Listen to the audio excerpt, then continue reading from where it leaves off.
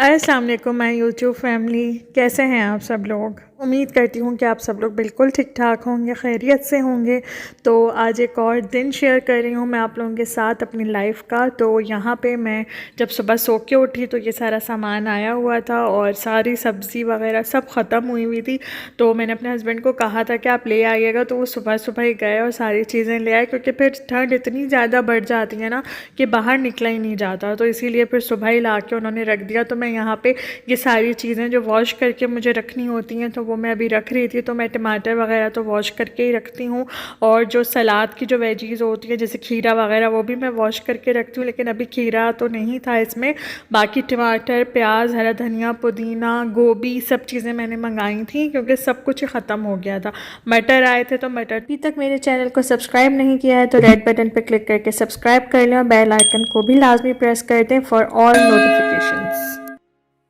तो मटर तो मैं छील के ही रखूँगी, अभी मैंने ऐसे ही रख दिया था क्योंकि ब्रेकफास्ट भी बनाना था। और ब्रेकफास्ट में यहाँ पे मैं एग बॉईल करूँगी, चाय बना रही हूँ। तो आजकल ठंड इतनी ज़्यादा हो रही है ना कि उसकी वजह से मुझे फ़्लू बहुत ज़्यादा हो रहा था। तो फिर यही दिल जा रहा था कि गरम गरम ये एग लूँगी ना तो ज़रा गले को भी सुकून मिलेगा। तो बस इसीलिए मैंने एक चूल्हे पर दूध बॉयल करने के लिए रख दिया, एक चूल्हे पर चाय रख दी और एक तरफ मैंने एग बॉयल होने के लिए रख दिया। तो 3 बर्नर्स होने का ना ये फ़ायदा हो जाता है कि सुबह आप लोग सुबह में ना मतलब बहुत ज़्यादा जल्दी जल्दी सारे काम हो जाते हैं।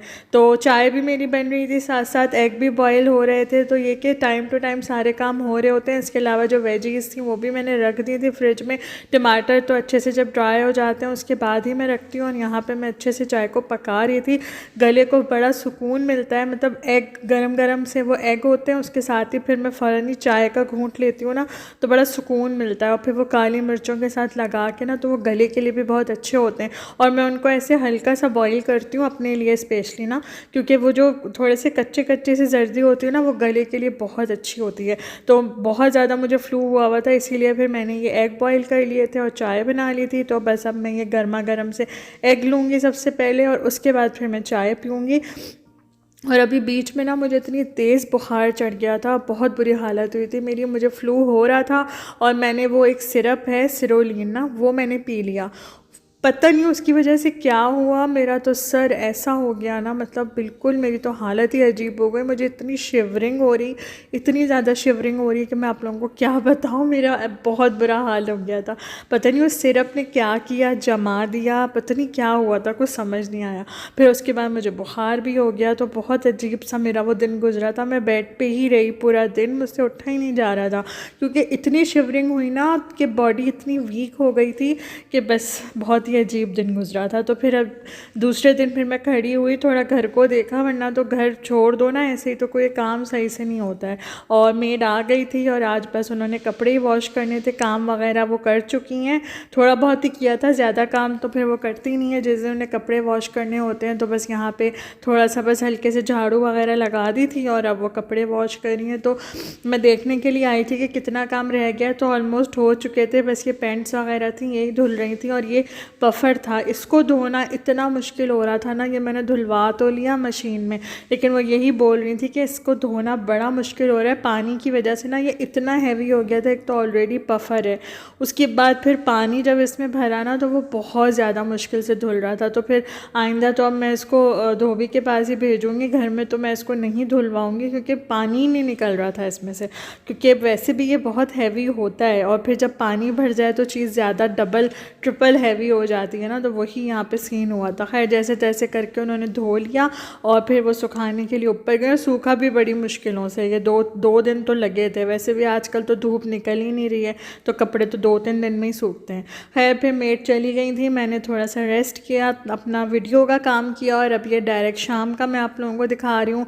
तो शाम की चाय बनाने के लिए मैं किचन में आ गई थी और साथ ही मेरे हस्बैंड लेके आए थे ये समोसे, और बहुत ही मज़े के होते हैं ये वाले। आज इतने दिनों बाद लेके आए क्योंकि मेरा बड़ा दिल चाह रहा था समोसे खाने का, एक निराला के और एक ये वाले मुझे बहुत अच्छे लगते हैं।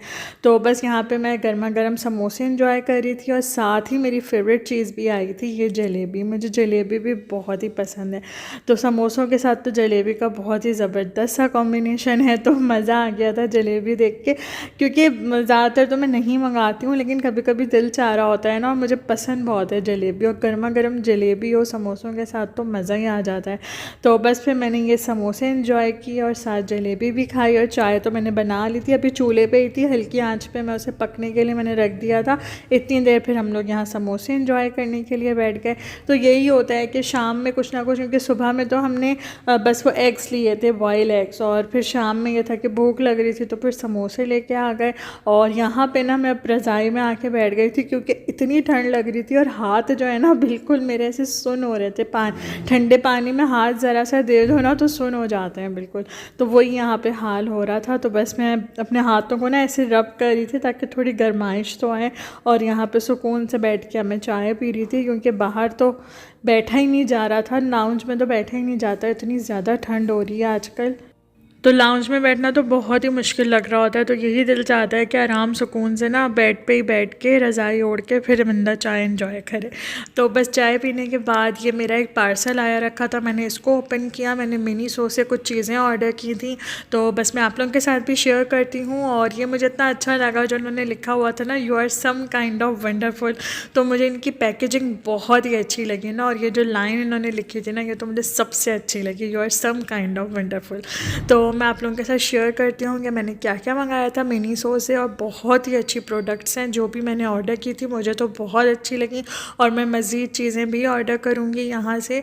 तो ये कि पहले ये चीज़ें इतनी अच्छी क्वालिटी की यहाँ मिलती ही नहीं थी, तो बस ये होता था कि बाहर से ही बंदा मंगाए या कोई आने जाने वाला हो तो ऑर्डर कर दे। एक चीज़ की मैं बात कर रही हूँ, तो ये मैंने मेकअप स्पंजेस मंगाए थे, और साथ ही ये मैंने एक कॉस्मेटिक बैग्स मंगाया था, बड़ा अच्छा मुझे लगा ये, और बहुत ही स्पेशियस है, मैं भी दिखाती हूँ आप लोगों को।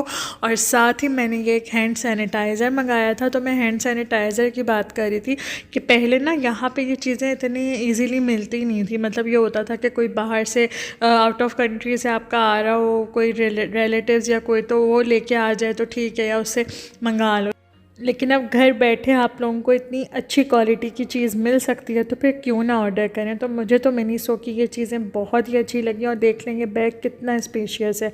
और मैंने जो ये बैग मंगाया है ना, तो स्पेशली मैंने मंगाया है अपनी काजल, आईलाइनर, और इसके अलावा मस्कारा, लिपस्टिक्स। तो ये सारी चीज़ें ना आप कहीं भी मतलब एक साथ मेकअप के रखो तो ये इधर उधर हो ही जाती है ना। तो ये पाउच स्पेशली मैंने इन्हीं सारी चीज़ों के लिए मंगवाया है। और ये जो मेकअप स्पंजेस हैं ना, इनकी क्वालिटी बहुत ही अमेजिंग है, बहुत ज़्यादा।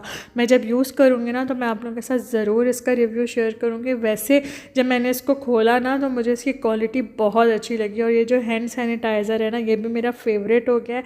मैं और ज़रूर ऑर्डर करूँगी मिनीसो से, क्योंकि मुझे ये चीज़ें अच्छी लगती हैं। इस तरह से ना हैंड बैग्स में ये हैंड सैनिटाइज़र्स वगैरह लगे हुए होना तो मुझे अच्छा लगता है, तो इसीलिए मैंने ऑर्डर कर दिया था। तो आप लोग भी बताइएगा कि आप लोगों को मेरी ये चीज़ें कैसी लगी जो मैंने मिनीसो से ऑर्डर की हैं। और बस उसके बाद में मैं डिनर बनाने के लिए आ गई थी किचन में। तो डिनर में मैं बना रही थी आलू गोश्त, और इसकी डिटेल्ड रेसिपी ऑलरेडी मेरे चैनल पे है, तो अगर आप लोगों ने नहीं देखी है ना तो लिंक आप लोगों को डिस्क्रिप्शन बॉक्स में मिल जाएगा, तो ज़रूर चेकआउट कीजिएगा। आलू गोश्त की रेसिपी बहुत ही लजीज बन के तैयार होता है, आप लोग इसका लुक चेक करें। और मैं बहुत ज़्यादा पतला नहीं बनाती हूँ, मसाला होता है और टेस्ट भी बहुत अच्छा होता है। तो जब आप लोग एक दफ़ा इस रेसिपी से आलू गोश्त बनाएंगे ना तो दोबारा आप लोग कोई और रेसिपी ट्राई नहीं करेंगे, हमेशा इसी रेसिपी से बनाना पसंद करेंगे। ये इतना इतना अमेजिंग बनता है, तो ज़रूर ट्राई कीजिएगा। और इसको हम लोग इंजॉय करने वाले थे चावल के साथ, बॉयल्ड राइस के साथ। इसका अमेजिंग सा कॉम्बिनेशन है। तो सालन रेडी हो गया था और उसके साथ ही मैंने राइस भी बॉयल कर लिए थे। और अब यहाँ पे हम लोग गर्मा गर्म डिनर एंजॉय कर रहे हैं। और साथ मैंने थोड़ा सा सैलेड कट कर लिया था, ये खीरा मेरे पास रखा हुआ था, और ये जो वो रेडिश तो मैंने आप लोगों को दिखाई थी वो मेरे पास रखी हुई थी, तो बस मैंने वो कट कर ली और अमेजिंग सा डिनर एंजॉय कर रहे थे। और डिनर के साथ साथ हम यहाँ पे देख रहे थे ये ज़बरदस्त सी मूवी दृश्यम 2। और मैं कब से वेट कर रही थी इसका कि ये कब आएगी, कब इसका अच्छा सा प्रिंट आ जाएगा ऑनलाइन।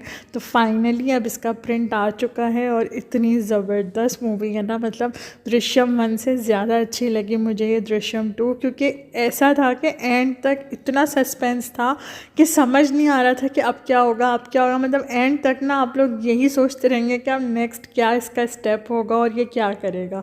तो बहुत सस्पेंस था, बहुत ज़बरदस्त मूवी हुई थी, मुझे तो 1 से ज़्यादा अच्छी लगी ये दृश्यम 2।